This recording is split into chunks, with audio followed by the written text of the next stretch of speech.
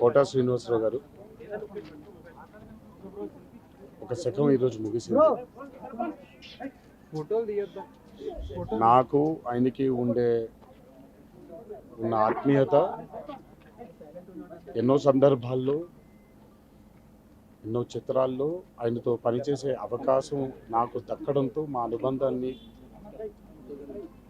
అందరికీ వ్యక్తం చేయడం ఒక అదృష్టంగా భావిస్తున్నాను.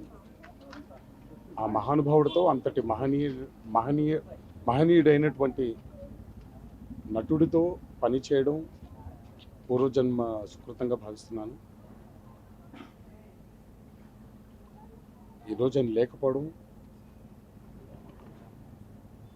తెలుగు ఫిలిం ఇండస్ట్రీకి ఒక తీరని లోటు. వారి కుటుంబానికి నా సానుభూతులు. ఆయన ఎక్కడున్నా ఆయన చల్లని చూపు మనందరి మీద ఉండాలి అని ఆ భగవంతుల్ని ప్రార్థిస్తున్నాను.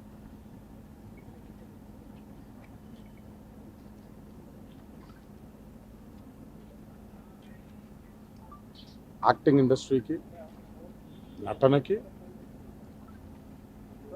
ఒక నిలువెత్తు రూపం కోటా శ్రీనివాసరావు గారు.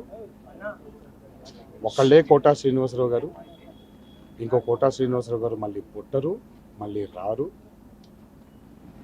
అందుకే నేను అందరికీ విజ్ఞప్తి చేసేది ఏంటంటే, ఈరోజు మనకి ఉన్న మాధ్యమాల్లో ఆయన మనకి మిగిల్చి వెళ్ళిపోయినటువంటి ఎన్నో అద్భుతమైనటువంటి పాత్రలు, చిత్రాలు ఉన్నాయి.